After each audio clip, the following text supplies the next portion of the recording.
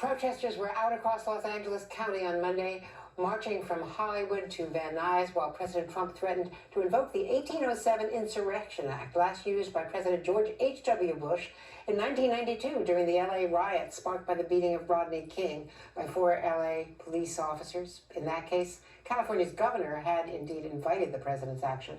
Los Angeles Mayor Eric Garcetti joins me now. Thank you, Mr. Mayor. Thanks very much for being with us. First of all, your response to the president's threat to push military action on any authorities, whether they want it or not. We don't want it, we don't need it, and it's the wrong move.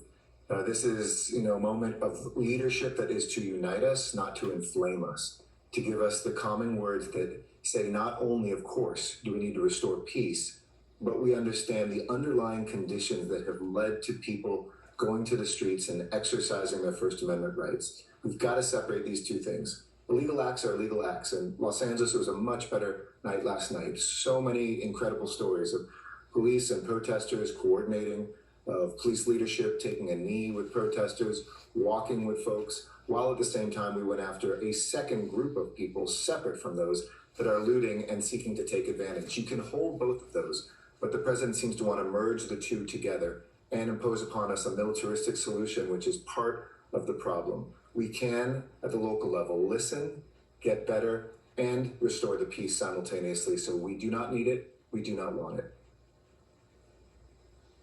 Do you have a handle on who these people are, who are the agitators, who are transforming the peaceful protests? Well, let's be clear. There's two different groups. Looters are looters. These are people who are breaking the law, seeing when there's a protest, and shaming that protest by taking advantage of Americans who are rightfully outraged, who are using their voices to call for change, to decide to break into small businesses, local pharmacies, and take things. That's different than some agitators who, yes, have thrown bricks at police officers, nearly killed one here in Los Angeles with a cracked skull. And we keep a careful eye on making sure that protesters, 99.9% of whom are there doing it peacefully, aren't looped into or lumped into any that would be agitators. So for us, we know that they're not from town, most likely. They are here in Los Angeles, and we won't tolerate violence against demonstrators, which we saw from some agitators, or police.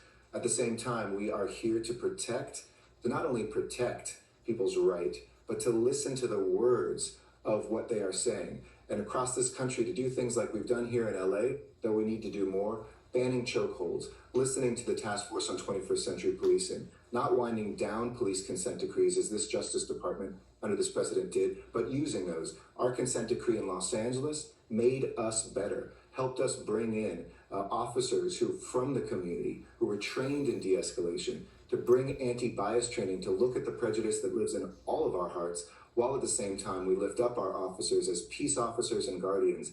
These things are very difficult, but easy answers like calling in the military or inflaming the passions does nothing to advance justice. We need real national leadership. I know we heard a very different message from Joe Biden today. You're connected with the campaign. His message framed a different vision of America, but are you concerned that the law and order message is going to appeal to the very key battleground states where these elections are won and lost?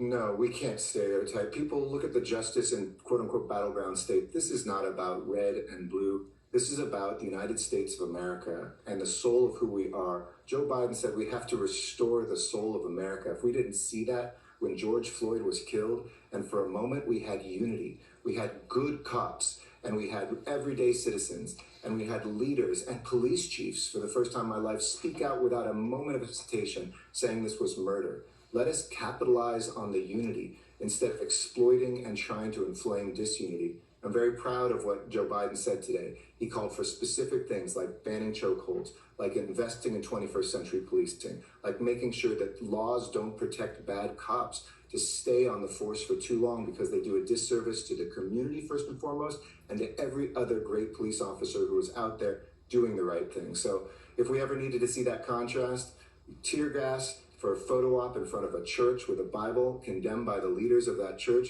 versus somebody saying it's time to restore the soul of America and take concrete steps, I think it's never been clearer. Mr. Mayor, thanks very much for being with us today. And